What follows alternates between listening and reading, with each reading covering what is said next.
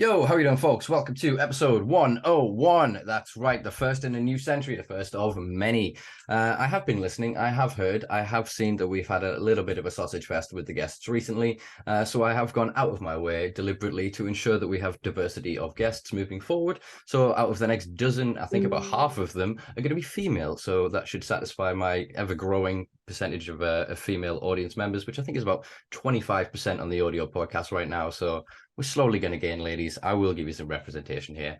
I don't want to mansplain. I don't want to speak for you, but I do want you to have a voice at the table when it comes to cannabis and drug reform. So without further ado, I will launch into today's guest, who is a medical doctor. Oh God, I can't even read my handwriting here. Medical doctor, integrative medicine physician, published author, CBD and medicinal cannabis expert who, having worked for more than a decade as a specialist in long-term chronic health conditions, founded the Resilience Medicinal Clinic in London. She is the vice chair of the UK MCCS and a member of the Conservative Drug Policy Reform Group. They are Dr. Dani Gordon. How are you doing? I'm good. Thank you for having me. Long bio there, long bio. I nearly ran out of breath. Thank you for thank you for joining me. As I sort of alluded to at the start there, I'm trying to include more sort of diversity of guests. Don't think for a second that I've only booked you because you are a female. That's not what's going on here. But I am trying to ensure sort of a fair inclusivity across the board.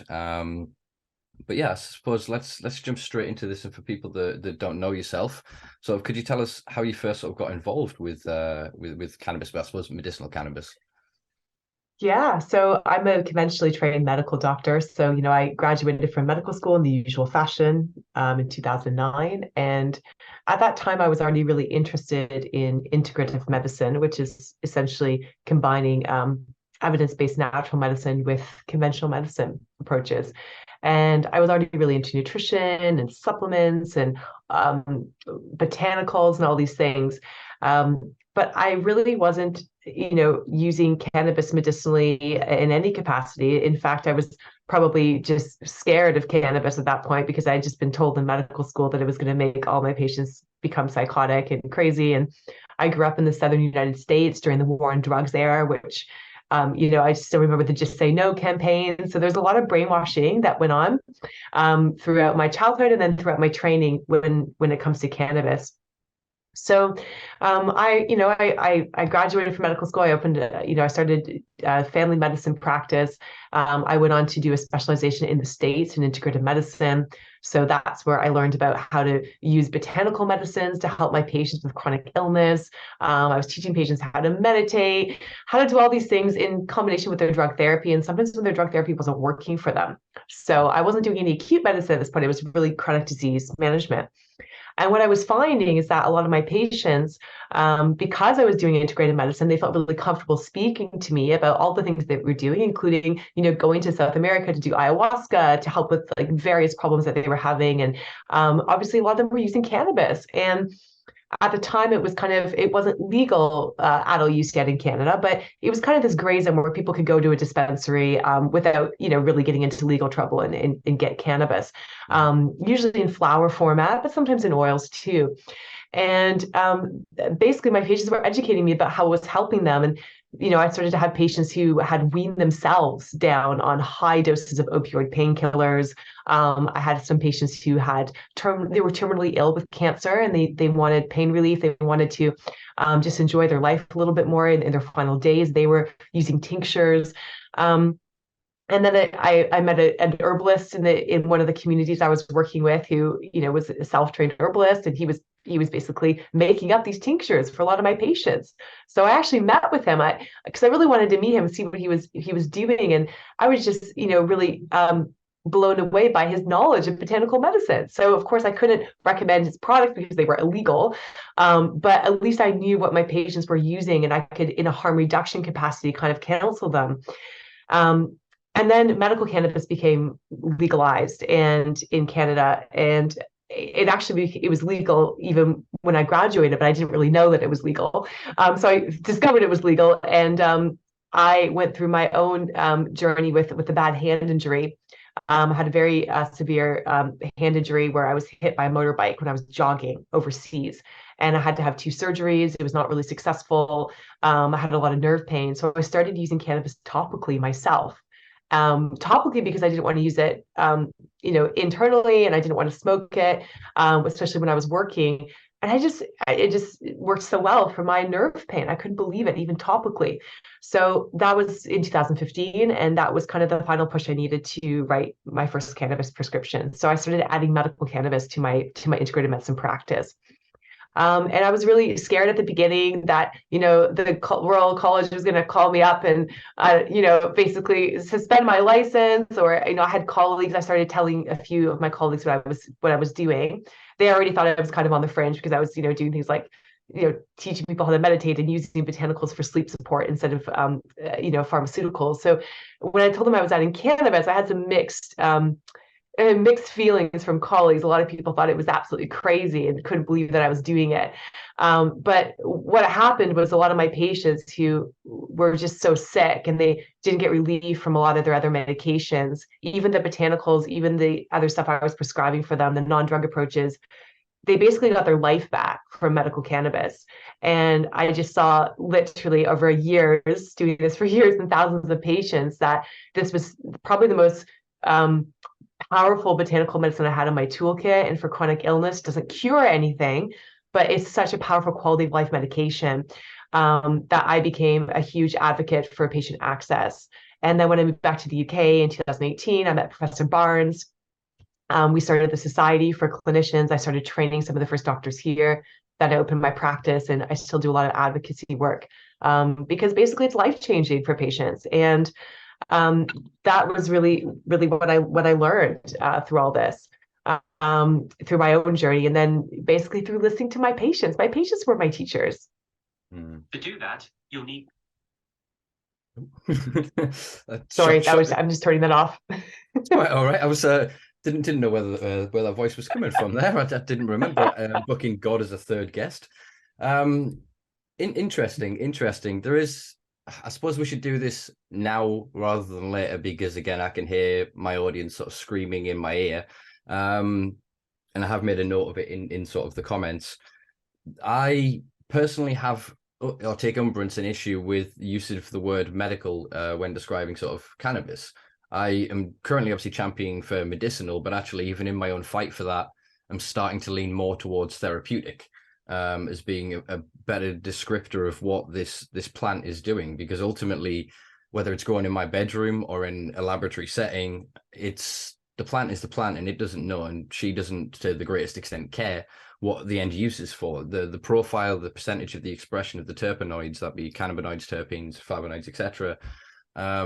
We are seeing that obviously something that, say, if you're prescribed, you can be prescribed like Hindu Kush, Snazzleberry, whatever, as a cultivar. Yeah. The same cultivar is available outside of that medical setting. So I just wanted to kind of get your thoughts on it, and I didn't want it to be something where I at some point just go medicinal and shout it out, because I as people have seen me speak live before, it's just an issue. I'm currently awaiting autism spectrum diagnosis, which is probably quite the reason as to why I'm such a stickler for the truth and the nuance of language. But I believe that whenever we say medical cannabis, we artificially create a false dichotomy. And so therefore we say that cannabis isn't medical, isn't medicinal, like the normal street drug. I obviously understand the needs for standardization of cultivation practices, packaging, etc. But yeah, in my opinion, cannabis is a plant, and certain sectors have gotten ahead thus far. But yeah, I just kind of wanted to get that out of the way before I end up seeing loads of comments. I see you folks out there. I've said it. We're talking about it. We can move on. But yeah, what's I think I should comment on that, because it's a really good point. So of course, for me, I'm a medical doctor. I have to make sure that I'm always talking in a medical context, because of legal reasons, primarily. Also because cannabis is a medicine for my patients. But cannabis, especially in legal markets, like in Canada and the US states, it's also being used for adult recreational use and in places where it's not legal too. And of course, I always have to say where legal. Some people just want to alter their state with substances, whether that's with cannabis or whether that's with, a psychedelic. Of course, again, we're legal. And that doesn't necessarily mean that anyone who wants to alter their state needs my medical care. But there are then patients who have medical problems and they're coming to me as a doctor, and they want to have a doctor kind of oversee their care. And of course, in that context, I'm using cannabis as a medicine. So medical cannabis is something that I prescribe. But then, of course, just like I always say when I do speaking events, recreational cannabis, again, this is more for, legal speak, but a lot of people, most adults, I think, who use recreational cannabis are using it a lot of times for a well-being purpose. Sometimes they might just want to alter their state, but actually more of the time they might have a little bit of pain or a little bit of anxiety or the problem with their sleep, or in the neurodiversity community, a little bit of THC can make people feel a lot better. So I think it's a real gray zone. So it's I agree with you. Cannabis can be medicinal in many settings, even outside of writing a prescription for it. But of course, there's always risk. And I'm a doctor, so I come from a medical point of view. And cannabis is a power plant. I'm also a botanically trained practitioner as well as a medical doctor. And with the power plants, these, they're power plants for a reason. These are powerful substances. So, there's also people in my practice who I see who've been using black market cannabis because that's all they could get. And they were using cultivars that were very high in THC, very low in CBD, and that might not be the right cultivar for them. From a medical point of view, so they might be having side effects. They might be getting rebound anxiety because THC has this sweet spot effect in our brains. It does different things at different basically doses, and what is one sweet spot person's dose for THC is not another person's. It's all very individualized. So that's why for me, talking about medical cannabis makes it easier to communicate that I'm talking about, me working as a doctor with patients with cannabis.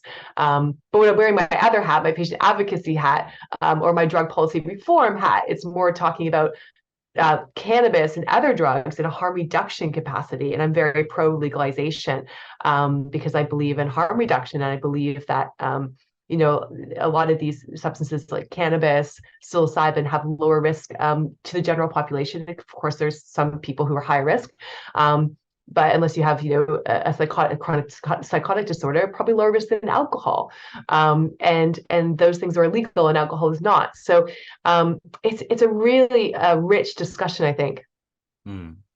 I mean, so one of the ones I proposed to Mike Barnes, and actually it was probably one of the small successes I've had, is the Cannabis Industry Council voted to change the name of its medical cannabis group to prescription cannabis, which I thought was, again, we're clearing the language. So we're not stuck in this binary debate of medical versus medicinal.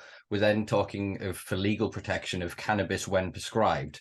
So then it, as you say, it allows professionals and people like yourself who are, I wouldn't necessarily say forced down a tightrope, but kind of there is a bottlenecking and narrowing of legislation where you have to, as you said, wear two hats. There is the hat and the blinkers that say, this is what I'm allowed to know in this legal capacity, versus kind of professionally, personally, as you've said, anecdotally, as you've discovered from, I think I saw the number of at least 2,500 patients you treated before moving to the UK. So I think obviously, you start to build a very large repertoire of knowledge and skill set there.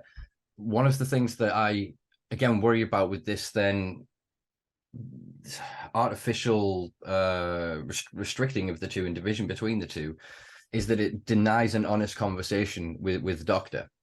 So I've obviously heard of and seen prescriptions being pulled for people not following medical advice. And this is something that's really, again, starting to wind me up about precision of language. Advice is not instruction. So if I go to a doctor and I'm obese and the doctor recommends to me that I get out more, I walk, I join a gym. If I then don't join that gym, they don't then withdraw treatment. yeah, in the UK, as it currently stands under the system, if I don't follow the rules and I don't vaporize it, and if I use illicit cannabis alongside of it to supplement whatever other need I need, that then jeopardizes that prescription and thus the treatment. And all of a sudden, these vulnerable patients become dangerous criminals. And they've not done anything wrong. All they've done is accidentally tell too much truth. And it worries me that without then this ability to have this precision of language, because when a person who's not in a medical setting has no experience in that, has experienced cannabis, they're then going to go and say, well, I tried cannabis. And if this physician is then, was it medical cannabis? They're like, it was cannabis. I don't know. I didn't pay you guys for it. So it wasn't then called medical cannabis, but it still helped me. And obviously all of the body of the entirety of the history of the knowledge base that we have here comes from people illicitly using cannabis. They didn't just suddenly invent medical cannabis one day. They just went, oh, if we grow cannabis in this setting, it becomes, under our definitions, medical. Yeah, I think it's a really good point. The trick is, of course, that if, let's say I have a patient who, like you said, is using illicit cannabis alongside medical cannabis because maybe they can't afford more medical cannabis. Maybe the flower that they're getting, from that what we can prescribe them, or the choice that they have isn't the best strain for them. And this happens all the time. But unfortunately, as a doctor, I'm bound by GMC guidance. So we do have to prescribe, what is considered safe prescribing, that sort of thing. So we are very restricted. If we feel that, for example, the patients are smoking their cannabis, we cannot continue to supply. We have to really try to convince them not to smoke it because smoking is not a form of medical cannabis that we can prescribe. It's a risk to our medical license. And of course, if I lose my medical license, not only can I not support my family, but I can't help patients. So that is unfortunately where, when as a doctor, I have to be very careful, the way that we prescribe, we have to be sure that it's safe. But that's why I'm such a fan for legalization of adult use cannabis, because I feel that there's many people who know what they're doing with cannabis. And in adult use markets where this is legal, they can go in, like in Canada, they can go into a dispensary in many states in the US, into a dispensary with much more choice than what I have available to prescribe. And they can choose what they want and what works well for them. And a lot of people are quite good at doing that. So that's really why I do a lot of the advocacy work. I do a lot of the volunteer nonprofit stuff, because I think that is the other missing piece. I think there's room for everything with cannabis. I also have patients who were, a lot of, So yeah, my camera's just freaking out. Oh, no, that's okay. I thought it was me. I also have patients I'll have a lot of older patients who they want it to be medical cannabis. They're really scared of taking cannabis, but they have a need for cannabis medicinally. And they've failed a lot of other medications. So for them, it's really important that it is medical cannabis. It's very kind of prescription led. It's very doctor led, because that makes them feel more comfortable with it as a medication. It helps kind of them speak to their family members. A lot of older family members might have a lot of stigma against cannabis as a medicine, for example. So I think there's room for all of that. And Canada hasn't done it perfectly, but I think there is more room for more of those nuances in Canada, because we have adult use alongside medical cannabis. I think as well, yeah, it placates and kind of softens the cognitive dissonance and bias that is then requisite within being British, it would seem. And there is this thing of the stiff upper lip of, this is bad and terrible and I could do, but I'm not going to do something about it, sort of thing. And I get it, and it allows for the soft sell, and it allows for politicians to talk about it, but it also allows the other side of that coin to mean everything that they don't like, all of the history of propaganda and reefer madness, that's still cannabis's fault. That's still the dangerous street drug that if we didn't do it, it's bad. Whereas my vision is, all right, grow everything to GMP standard. Every bit of cannabis in the world is the same as what you are prescribing. Obviously, I'd prefer not to have products irradiated, because, we'll move on to that in a minute. But that if everything was to that standard, that somebody using cannabis, whether they were prescribed or not, is no different. It would be the same as if, obviously, the NHS, thankfully, have finally abandoned prescribing paracetamol, because you can buy it for pence in the shop. but it's the same drug. It's still to the same standard. And I think that one of the things that really worries me, predominantly, especially the UK is an outlier to the rest of the world, is because of our National Health Service. And obviously, this privatized system is taking patients off other medications that were, frankly, I don't want to say a cash cow, but allowed for that continual income into sort of the NHS. So my grand scheme, and I pitched this to Jeremy Corbyn via his son when he was running for Prime Minister, and that's the NHS becomes a cannabis company. We nationalize cannabis, the NHS grows it to the best standard, it then replaces opioids and everything else, and then any external businesses on that buys en masse from that to the highest standard possible. It's a pipe dream, but... Yeah. Well, I mean, I think, there's room for everyone in the industry. And, I'm a medical doctor, so I'm focused on, medical cannabis because that's what I prescribe in the clinic. I totally agree. It should be available on the NHS. It's a lot of my volunteer nonprofit work is geared towards that. Just that is why can't this be an NHS medication? It's difficult, yes, and it's different than other medicines, and it's trickier to prescribe. I understand all those things, but I think it will save the NHS money, and that's the angle I take when I speak to certain people, because that's what they want to hear. And it's true. If you have a patient who has terrible chronic pain, they can't get out of bed, they're on high doses of opioids, they have no quality of life, they can't work, they can't do the things they love anymore, and you can give them a medication that can give them at least a part of their life back. It doesn't cure the problems, but it can give them part of their life back and leave them less impaired than all the opioids and other drugs that they're taking.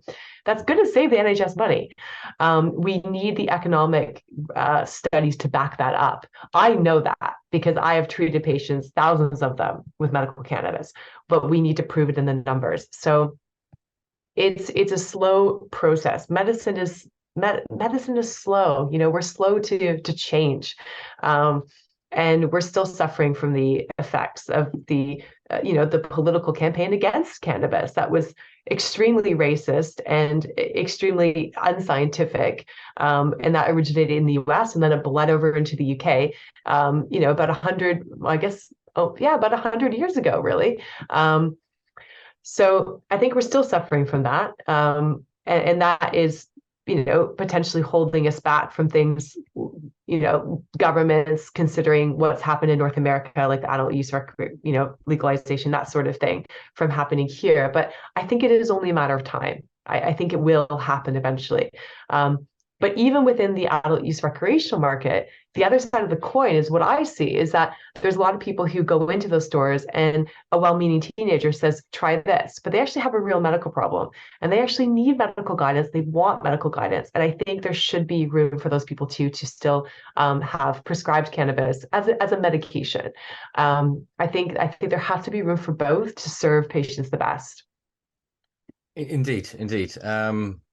And I think that obviously this is, as I said, it's ever evolving. As people may be aware, I've been working on a series on my YouTube channel, what I've been calling the Great Medical Cannabis Con.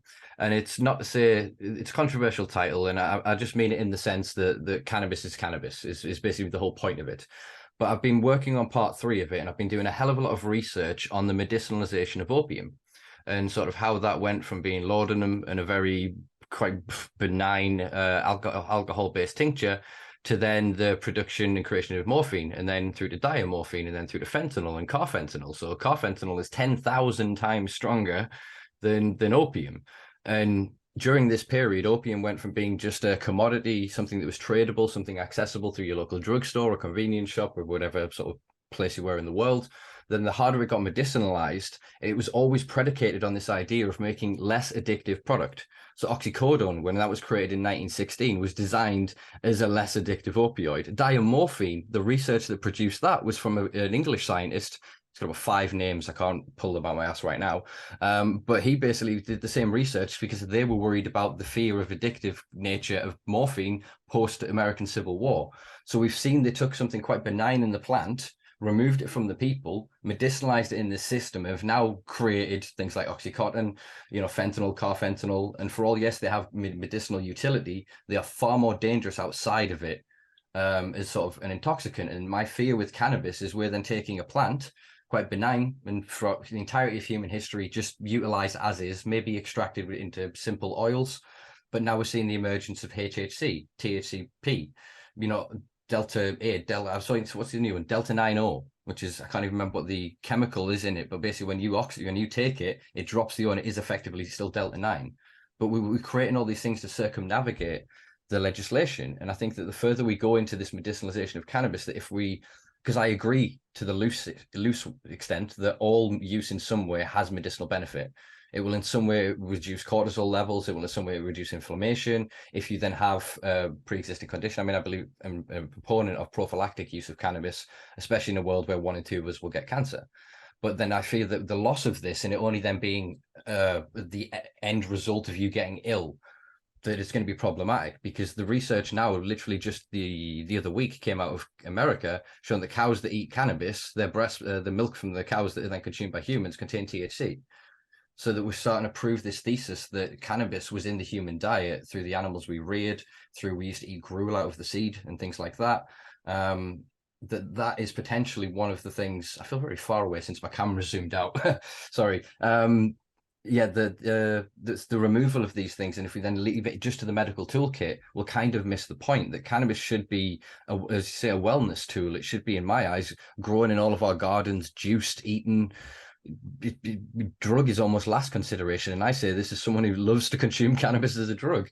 That the other properties of it, when truly liberalized, as in not neoliberalized, as in actually given to the people, that we will prevent a great deal of these ailments and illnesses, and people won't have to turn to people like yourself at the 11th hour, in what's the word, palliative care sort of circumstance.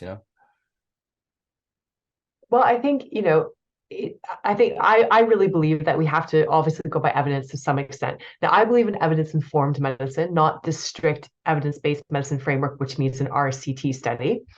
So real-world evidence has immense value, and I'm involved with quite a few of those projects. So that being said, I don't think cannabis is a cure-all. And there's some people who, shouldn't use high THC cannabis, or it might make them, more imbalanced. It's a power plant. So you can cause more imbalance with the improper use of cannabis, just like you can with the improper use of another medicine or another very strong botanical. And while it's true that, opium as a tincture was not as potent as a lot of the pharmaceuticals, there was still a lot of opium addiction. And that's one of the reasons it became more pharmaceuticalized. Now, and I think it's also important to say that those really strong forms of morphine, they're really, really important medicines for acute pain. Chronic pain, when they're overprescribed, is where there's an issue. But for acute pain, I've had a C-section when I had my son. I've had 2 very invasive hand surgeries where they were pulling things apart. Thank God I had morphine in those acute periods of time. I didn't particularly like taking it and how it made me feel, but it was incredibly effective for pain relief. So I think all of these things have a dark side. It's the same with psychedelics. All the research in psychedelics coming out right now. Psychedelic compounds have amazing therapeutic potential, but there's also a dark side, and I've seen this firsthand. I've seen stuff go wrong in the psychedelics community. I've been involved in the psychedelics community for a long time, and I think cannabis is much the same, although probably lower risk than those other things. But still, I still don't think that high THC cannabis certainly is not for everybody. Any cannabis, is that good for everyone to take? I don't know. We don't have the research yet for that, but there's certainly a lot of potential beneficial plant compounds in the plant. Even like you said, if you juice it, if you're using the acid parts of the plant before it's processed, before it's heated up, those are non-intoxicating compounds, and they have potentially lots of medicinal value. We just don't know exactly what quite yet. So we're quite early on. The same with cancer. I treat a lot of patients who have cancer, but I can't give them cannabis as a primary cancer treatment. They're doing conventional therapy, and we're using cannabis, medical cannabis in this case, in my case, to help with their symptom control, that sort of thing. And a lot of the conversations I have with my patients who are going through cancer is they say, okay, how much cannabis do I need to shrink this tumor? And the answer is, well, we don't know. And we have some preliminary evidence of some tumor types that might progress their illness, but we don't know. That's the problem, because every tumor is so different.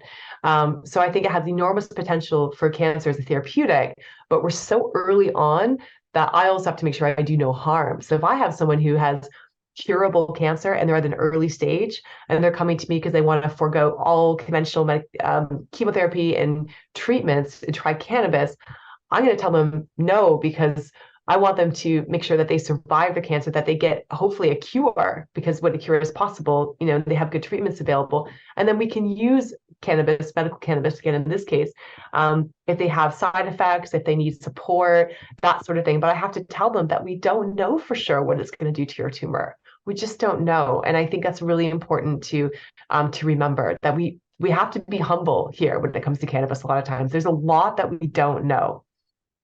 Yeah, very true. I mean, very true. I mean, I suppose what sort of speculation is currently undergoing is hormone-driven cancers. Yeah, strong THC by itself could accelerate growth and even increase likelihood of I can't remember what the medical term is for moving metastases. Thank you. Yeah. So yeah, there is obviously awareness there. I'm glad you brought up the acidic form, because that was basically more of what I was alluding to. I wasn't sort of going, everyone needs to go and get I'm trying to think who that comedian was, potted up. It was his expression he used to say, not everyone needs to go and get potted up.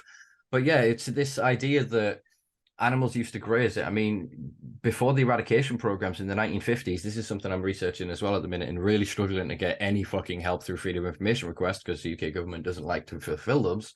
But we have had a mass eradication program because cannabis rewilded here. It was grown for centuries in the UK. The DEA in America, they spend billions destroying millions of wild and feral type plants that are just naturally available. And this used to be grazed on by the livestock. They were not getting high. There was none of the decarboxylated or oxidized forms of the cannabinoids they were taking. So these then weren't transmissible in the byproducts. This is a horrible way of describing as a vegan, but I mean the meat, the milk, etc. So yeah, we're at an odd point really where, like I said, my fear is, bear in mind, I've been through the medical system most of my life. I'm about 34 now, and I've told them the truth about my drug use since I was just before I was a teenager. And so I faced stigmatization, demonization ever since. So I have an intrinsic distrust of the system. Yeah, I understand that there are, do we even use the term blue collar in this country? But the middle class, upper working class sort of individuals that have never thought of cannabis, drugs are drugs and drugs are bad sort of mentality, that's the way that they can get in and get the help to it. But it just, something in me, and again, I go back to this kind of autism trait thing of, it just doesn't feel genuine though, because it's still the same plant. And I understand the need for the legal settings and the controls and the accruement of data that can then inform, obviously, random control trials. Cannabis, she's not going to fit in them. It just doesn't work. Even when we take it down to single isolate, synthetically produced compound, doesn't work the same. The endocannabinoid system and larger hub is just a plethora, a mystery. I think we probably know more about the brain than we do about this thing right now. But it just shows that we need that research. And I feel that if, instead of the few thousand people that get through the door and play the game and take it in the correct way, if we could open that up to the lived and living experience of hundreds of millions of people around the world, that we would learn far more about the plant. Because there are a lot of people that I speak to, patients in this country, that are gaming the system. They've got the prescription because the pot keeps them safe. It's legal protection for them, and I don't blame them for doing that, because they've been very marginalized. And again, that's why I'm a fan of legalization, because I don't believe that someone should be criminalized for their cannabis use. But yeah, it's we have a long way to go, but yeah, I mean, for me, and I agree with a lot of what you say, but of course, for me, I'm a doctor, so I'm a scientist. I come at it from a scientific perspective, a physician perspective. For me, it's a tool in my toolkit to help people get better, and that's how I see it in a medical context. Mm-hmm. But there's other contexts for the plant as well, and I fully acknowledge those. Exactly that, and I respect and appreciate that, because that's all I want from the system is. there to be piety, there to be an opportunity for us to have a genuine discourse and discussion. And this is why I get hung up on the language. I mean, the other one is I think I consider it a swear word, even when I got to say it now, is hemp. It's this bullshit thing that just doesn't exist. It's a colloquial term. It's not defined in the dictionary. It's not defined in international law. When you get a license to grow so-called hemp in this country, it's a low THC cannabis license.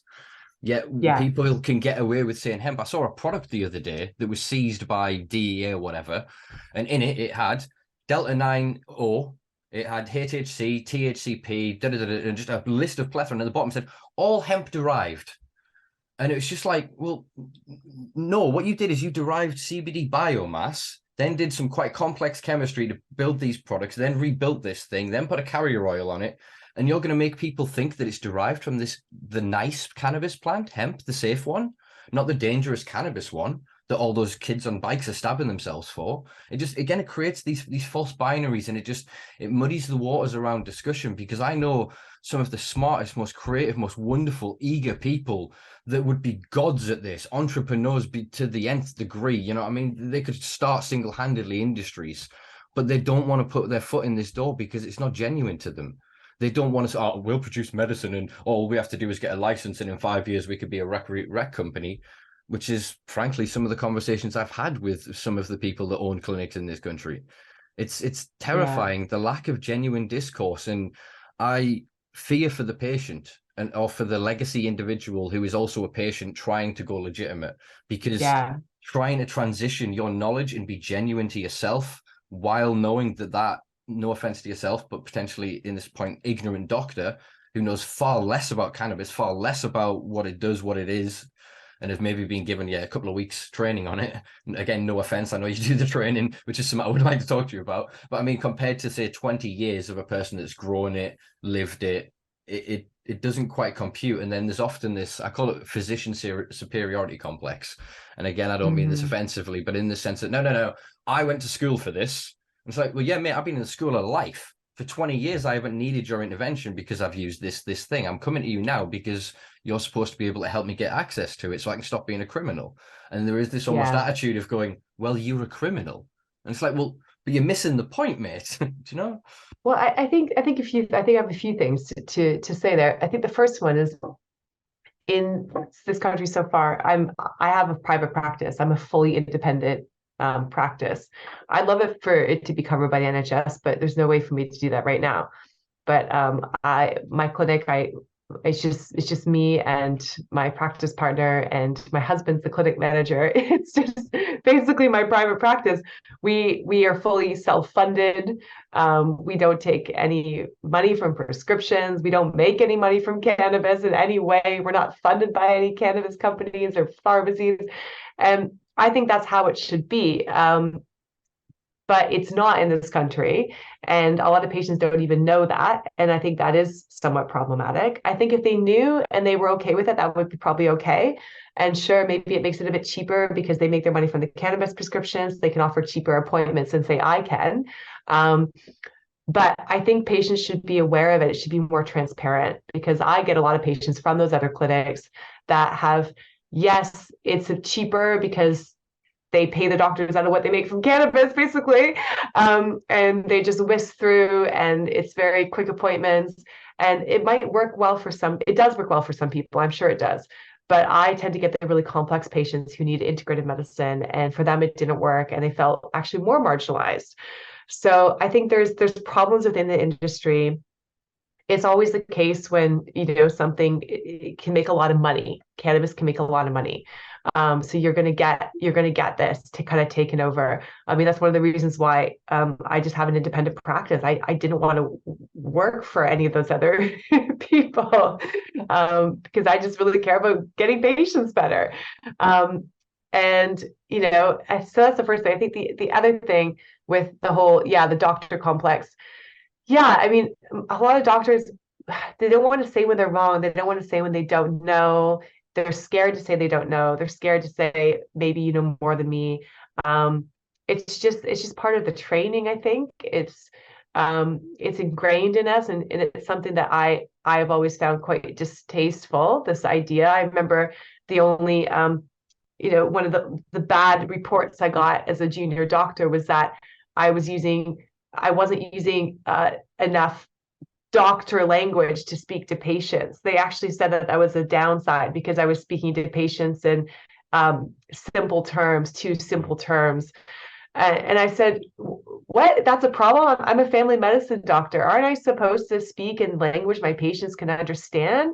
Like, you want me to distance myself on purpose by using terms that are maybe too more technical than someone who doesn't have medical training can understand? I mean, I just don't think that's appropriate.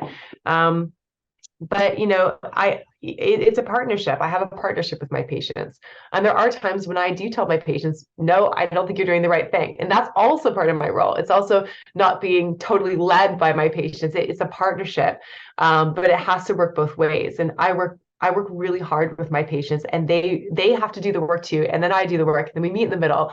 And ideally, where it's a partnership to help them get better. That's how I see it. I think, yeah, and that's an important word, I think, and it's really the crux of it is that it has to be a partnership. It has to be built on trust, mutual respect, understanding, and an acceptance that this is a nascent space. This is very nuanced, and we are only just finding our feet together. Yeah. And it's bothersome to me in the, like, I mean, all respect to you. Sorry, I don't want to just just move away from that, but yeah, respect to you for doing that, honestly, because I'm currently in the clinic system. I'm not going to give the anecdote or explain what is currently happening that I'm currently fighting. But there is a mechanism that is at play that is almost denying patients the opportunity to be honest with their doctors. And in some clinics over others, I've heard this more predominantly from, again, for legal reasons, I'm not going to name which clinic, but one of them is named far more than others when you look at the patient forums and when I speak to various advocates and champions, as one that is looking for means and ways to strike people off for minor violations instead of seeking to have these conversations. As we spoke of before, about sort of being prescribed and the advice at the minute, I understand legally, obviously, doctors, when prescribing cannabis, have to state that they recommend vaporization, because in the bottom sentence of the MHRA guidance, it says that smoking of cannabis remains forbidden, I think is the exact wording of it, which is what informs the creation of Schedule 2 under the 2018 Act under the 2001 Misuse of Drugs Regulations. Complex bloody legislation, as always these things are, but yeah, so the way that works in, though, back to that point of recommend, why doesn't the doctor then say you have to? What is this thing of recommending? Because as we spoke of sort of previously, that if then somebody that's obese doesn't follow the guidance, their care wouldn't be withdrawn. If then that's the environment that some patients are operating in, how can they build that partnership? Well, I think it's very tricky, but if they're going to use it medicinally, they should be vaporizing it, because smoking does carry risk. There is tar. There are other compounds that we don't want when we're using it for a medical purpose. So I don't, if I have a patient who's telling me repeatedly, I haven't had this so far, that they're smoking, I won't be able to prescribe, won't be able to continue to prescribe for them. And it is a legal issue as well for us. So the other thing is you got to remember, the doctors who are prescribing cannabis, we're going outside what is still considered what a lot of people would consider good medicine or standardized medicine. So we're already kind of sticking our necks out, and we have to be careful that we follow the legal guidance, and also that we do what's right for our patients. I don't think smoking cannabis is a well-being use of cannabis. That's my opinion based on the available research we have so far. There's still no conclusive evidence that smoking cannabis causes lung cancer. However, when you burn carbon material, we get a lot of other compounds that we don't want. And that's what we're trying to minimize. Even vaporizing is not completely risk-free. And this is what I tell my patients, but it's lower risk as far as we know so far. And again, the research we have so far, it needs to evolve. We need to have more of it. So I'm just really transparent with patients with where we are with the research right now, what we currently recommend. We have to recommend they have to use it in a medicinal fashion if it's going to come off my prescription pad. And understand and get that. I mean, one of the things that I suppose should be added to that is we understand that predominantly, especially THC, but other cannabinoids have bronchial dilatory sort of effects. There is sort of an ongoing early days field of research. And again, I'm forever shitting on Israel for what they're doing with their cannabis research because they're just hiding everything. They announce, oh, we've done a thing, and then no one ever gets to see the thing, and then they move on to the next thing. So it seems to be one of the areas where they are pushing sort of this research, and it is to kind of truly understand. I think they're basically setting their frameworks. I think Israel are going to go towards a recreational market or adult use market quite soon. And I think that they're just trying to get their ducks in a row in terms of, well, what are the actual effects? Because this has been highly damaged in the European studies by the comorbidity and consumption of tobacco alongside cannabis. But the other thing that is something that came up, God, I think 5 years ago, and I haven't seen anyone really evolve on the research since, is that if you then have mold spores within a floral product, vaporizing at a lower temperature, and because of the sorry, no, I'm mixing two anecdotes. Let me draw a line between them. Yeah, sorry. But burning the product at a lower temperature then risks the absorption of the mold spores. And then the other side of it is then when creating extracts from potentially mold ridden flowers or whatever, we're amplifying greatly the potential of these, and then vaping the oiled based products because of the carrier and the nature of it. It carries more of the potential contaminant into the lungs. Yeah, I think those are excellent, very, very smart points. We don't know is the answer. The best answer I have for you is, testing the products as much as we can, including the flowers. But of course, as we know, anyone who uses cannabis knows you test the product at the source. By the time it gets to the patient and they've stored it, then it can change. One of the issues that I have found since prescribing here versus in North America is in North America, I can say, and I don't make money from any of these things, but I just give links to, okay, these containers, these are the lower price containers that you can use for cannabis. These are like the moisture packs and the percentage moisture packs you might want to use to store your cannabis. Here, I can't say that. I can tell them about the moisture packs to put into their medical container for their flower, but they have to keep their cannabis in that container. So there's probably a better container. Of course, there are better containers because in North America, we have lots of them.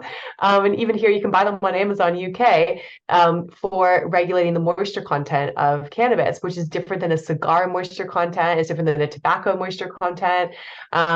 And that is something I actually had to take it out of my patient information packs because I realized, oh gosh, I can't actually say to people, put your cannabis to something else because that's illegal. There's all these frustrating things the more you know about cannabis. I mean, most doctors don't know that much about cannabis, even who prescribe it.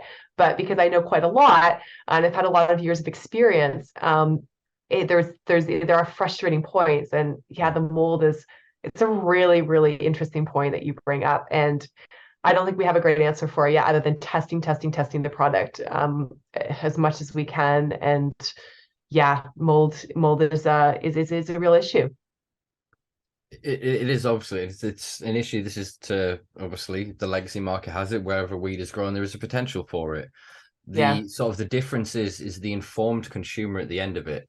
Is that people that buy cannabis based on its cultivar rather than people who buy just weed will typically have an awareness and a difference. They'll understand when they break up that bud, how it should smell, how it should act. There shouldn't be that puff of cloud. There shouldn't be discoloration. What's that little hair there? What's this? They understand intrinsically what their product should look like. Exactly how to judge it. And so that we self-regulate typically ourselves. Obviously, we have same sort of problems. People go, I'll just run it in a shatter then, or whatever. It goes into edibles. There's a lot of malpractice occurs, unfortunately, both in the lawful and unlawful markets across the world. That's just the nature of this, as I said, nascent industry that we're in at the minute. I agree. Ubiquitous testing, vitally important. This then brings us to that point of irradiation. We're seeing the clinics themselves are just flat out denying that any product can be moldy. They've said it's irradiated, it's GMP practice, ergo it cannot be moldy. Yet if you go onto r/medical cannabis on Reddit, if you go into the patient forums online on various 420 sites, etc., you will see quite strong evidence that there is obvious live and active mold within some of the products that are being provided. Obviously, yes, we can't state whether it was packaged that way and it was signed off that way, or whether it's then in the containers. Obviously, we have an issue as well. I understand that most of the clinics are using BPA and BPZ free plastics, but obviously terpenes in cannabis. I would say the clinics. So the clinics, you mean the cannabis suppliers? Because, for example, for our clinic, they are separate. Yeah. So because unfortunately, because we're not associated with any, dispensary or pharmacy or cannabis company, we don't have control over those things. But so yeah, it comes in what it comes in, and my role is to just get whatever the best product I can get for that patient, depending also on their price point, because some of the flowers that I'm maybe don't like as much, they're literally half the price. So sometimes if that's all someone can afford, that's what I'm prescribing. Sometimes I prescribe, and I prescribe a lot of oils, like long acting ones too, because of course, if someone has constant pain, you don't want them to have to dose every 2 hours of the flower. But a really common prescription would be an oil as a base and then some flower on top of it. And usually I give 2 or 3 different types of flower in smaller amounts versus a lot of other clinics, from what I understand, probably because they're not as experienced, will just give like 30 grams of one flower. And it's like, well, you use different types of flower for different times of the day, different types of pain, different types of symptoms. I even have patients who use 2 different high THC flowers, even though they're both marked as an indica, for different types of their pain. So this is how specific you can get with the different cultivars. And how they're packaged and how they come, it does affect the medicine. Yeah, you raise a very valid point that goes in tandem with the point that we raised earlier, that effectively our endocannabinoid systems, and what they're loosely terming the endocannabinoid hub, this larger system of networks, is as unique as our fingerprint. And we can't standardize the thing and prescribe it in the same way. Or paracetamol at this dose will do within margins X amount to enough of a percentage of people in the bell curve, so we have statistical probability, ergo it's safe, boom, get it on the market. We don't really have that sort of at all with cannabis, and it's intrinsic to its nature. It's almost antithetical to its nature, rather, for it to do this. And the thing that we're seeing is they used to call it strain lock. Obviously, we're trying to get away from the word strain because it's not scientific or correct. It's not a virus or a mushroom. But he really wants to get in this conversation. I know, sorry, I'm trying to, I have to keep my phone on in case my little one is, he was a bit sick today from nursery, but I keep turning off the ringer just in case they call me. That's quite all right. If you need to take a call, you can take a call. Family as always comes first.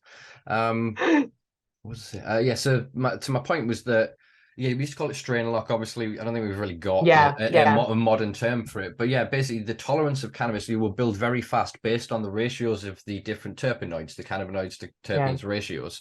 And for all, obviously, that's a lot more deep consensus, a bit more contentious and controversial science in some regard. This idea is still that if you can keep the variant, you will get more of the effect. So I, as a grower, will always fill my room with multiple cultivars, knowing that, that's got a good CBD ratio, and that I can that's an all day.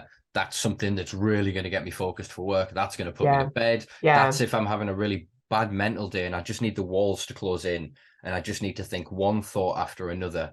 Do you know what I mean? And I intrinsically know over the years kind of what cultivar will do what. You actually get to a certain point where you can smell at the top and bottom of your nose the certain tones of the terpenes and kind of give yourself enough rough idea of how it will affect you the more you have the experience of it.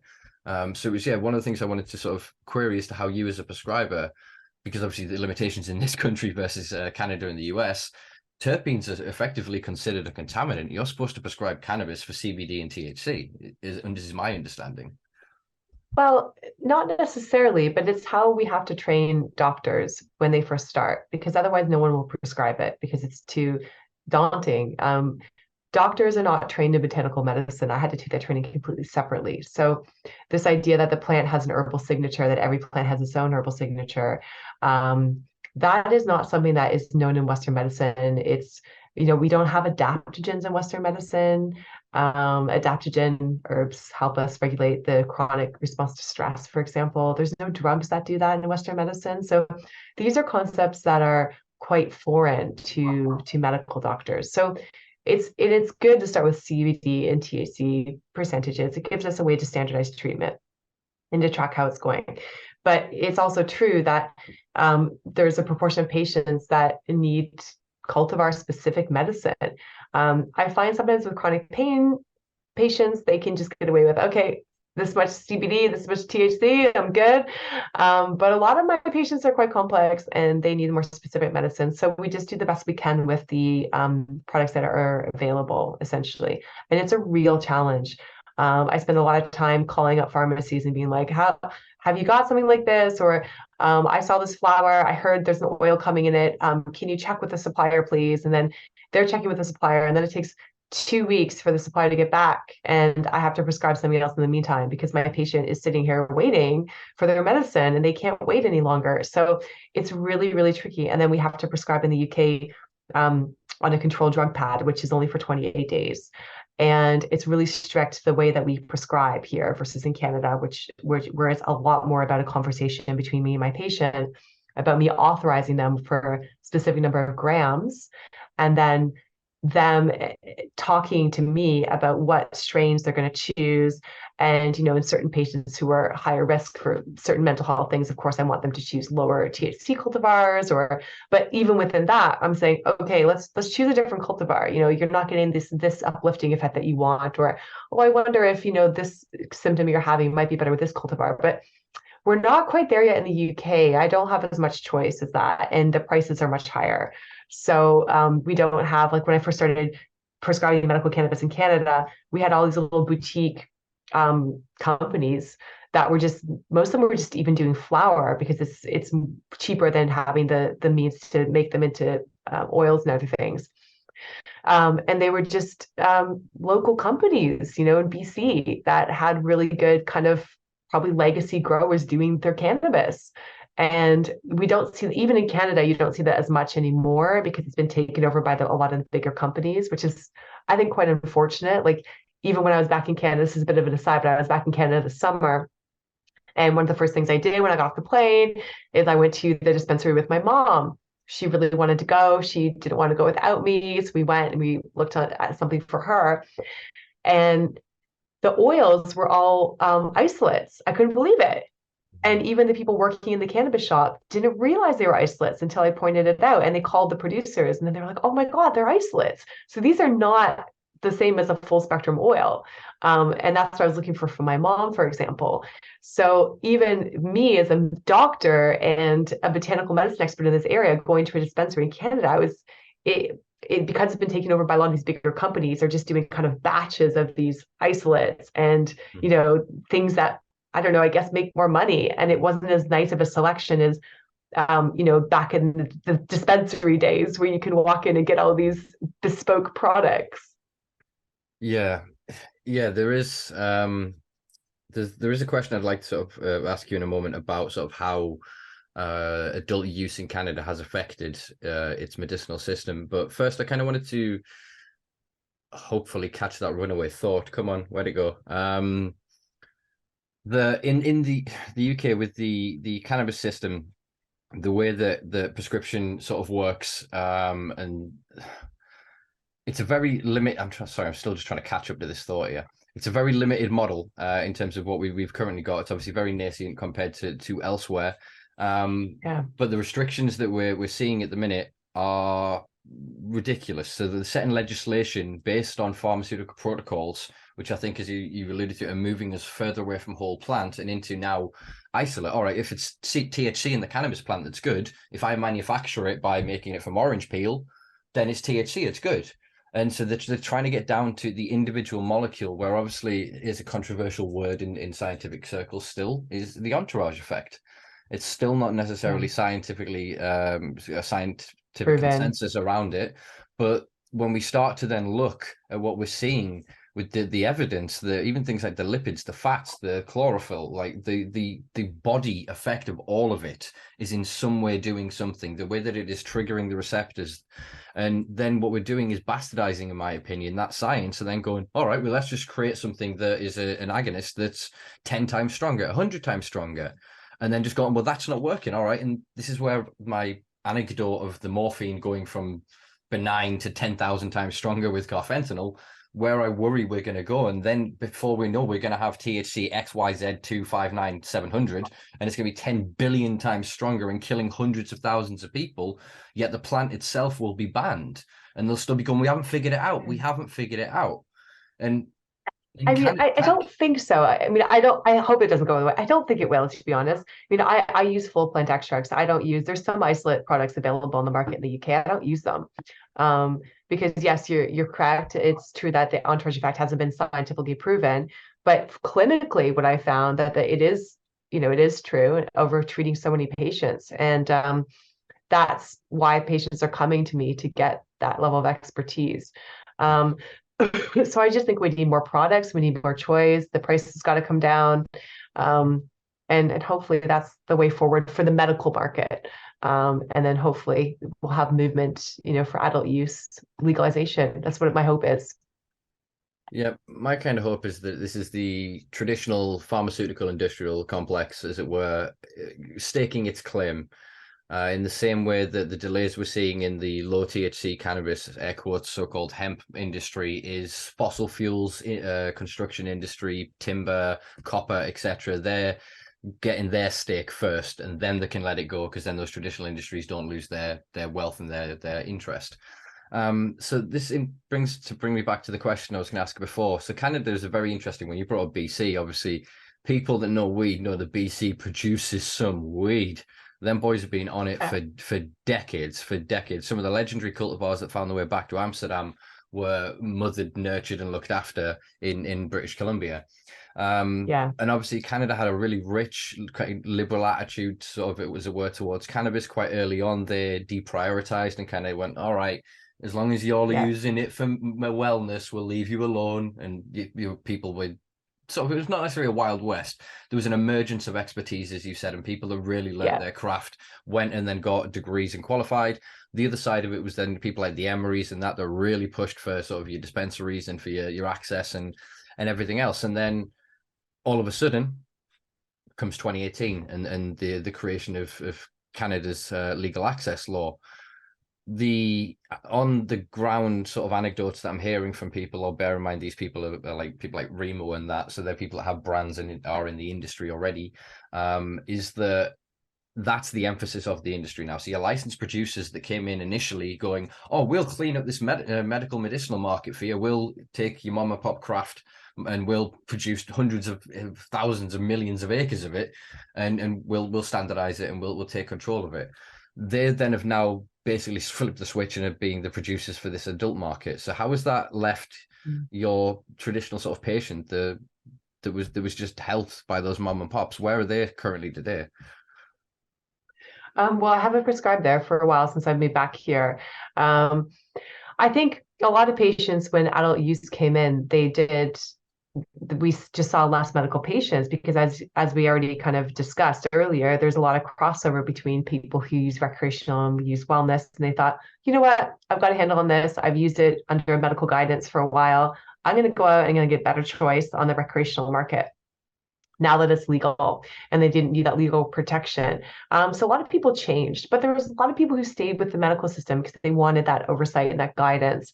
And there's still similar products available in the medical market. I would say the recreational market, from what I've seen, and like I said, I only see this when I travel back to Canada for vacations and so forth. That's what I see is sometimes I'm shocked by the lack of choice, especially in the oils. In the edibles, a lot of them are isolates. And for me, when I get asked back in Canada, just from friends and family, hey, like, what should I buy at the dispensary? I don't like isolates. I don't really, I'm a whole plant person. So I am always quite shocked by the prevalence, but I think it's because they're cheaper to make. I mean, isolates are cheaper.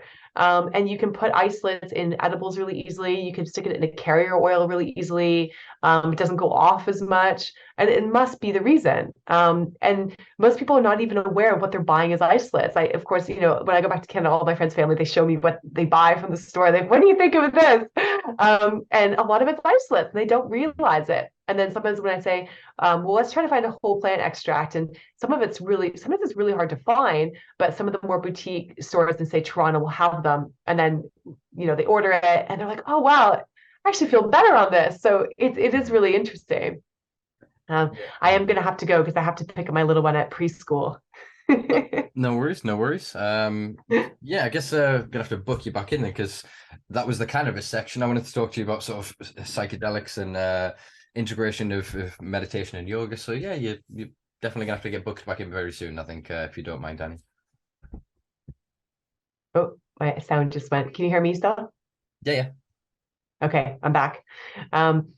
Sorry, you're talking about psychedelics, integrating psychedelics with meditation. Is that correct? So yeah, I'm gonna let you go, but I'm just making an excuse to get you back on the podcast because I'd like to talk psychedelics and integration of yoga, meditation, etc. There's still quite a chunk of conversation if you would like to make the time in a few months, if you'd be available. Yeah, I'm happy. I'm happy to. Yeah, that's a very interesting conversation. And I mean, that is one thing just to end with, I guess. I think I always like to end with something positive. So I think the positive thing is, I like to think anyways, is in the UK, so far I've seen many, many patients who were on lots of other medications at very high doses. It wasn't working for them. Even with the limited medical cannabis products we have available, they have had huge changes. I had a patient last week whose chronic pain symptoms went from 8 out of 10 pretty much every day, all day, couldn't function, couldn't work, to she told me let's visit 0 on some days, and I was just absolutely blown away. I mean, it's amazing. I mean, I've never had that happen with a pharmaceutical ever. So I think that is a positive message. I think we're getting there. We just need to keep going. And yes, and I also I have people take their medical cannabis and then do a mind body practice. So we talk about different mind body practices with them and which one's going to suit them best. And I think it's a really nice way to introduce meditation because without the help with cannabis, sometimes people can't get into the right mindset of meditation, especially if they suffer with a mental health condition. So I think it's been really positive in that sense too. So yeah, I'm happy to come back and talk about the psychedelics as well. Excellent. Well, I'll let you get off and get your little one. And thank you very much for taking the time, Dani. It's been a pleasure. I'll include links to your website and relevant social media below. So thank you very much. Thank you for having me. It was lovely speaking to you. No worries. I'll let you leave. All right. Cheers. Peace. Bye. Bye. Well, there you go, folks. That was Dr. Dani Gordon, and terrible apologies. I don't know what my camera is doing, why it's not working. I don't know if it's because this room is so smoky. I don't know why we've gone into this short, boxed little frame. But yeah, other than the visual distractions of my camera, I do hope you enjoyed that podcast. As I really did as well. Wish we had a little bit more time, but as you saw at the end there, Dani has agreed to come back on in the future, and we're going to discuss work that she's been doing around, I think predominantly ketamine, but other areas of interest within sort of psychedelic prescribing, which I think is another nascent industry that is important for us to discuss and for us to get as many guests on as possible to cover. Quite a lot of other topics to discuss there in terms of meditation and yoga, as you guys may or may not know, because I don't know if I've really discussed it all that much in the podcast. I partake in a bit of meditation and yoga and find it massively beneficial to my mental and physical health and well-being, and is a great way to sort of center and calm myself in conjunction with the use of often psychedelics and other entheogenic compounds, and especially our favorite plant here, cannabis. But yeah, hope you enjoyed this podcast. If you did, folks, please do like, share, subscribe, and all of that good shit. Introduce it to a friend. We're episode 101 now. There is more than an extensive back catalogue of episodes for people to delve into. Thousands of hours. No, probably just hundreds of hours at this point, but still, that's a lot of fucking hours. All right, I'm rambling. If you've enjoyed this episode, please do check us out on patreon.com, where for less than a cup of coffee a week, you can help me keep the lights on this place, which we're going to need quite a bit by the looks of it, because it's dark as shit and it's the middle of the goddamn day. All right, folks, I've been Simpa. You've been wonderful. Peace and love. Try that again. I've been Simpa. You've been wonderful. Peace and love, folks.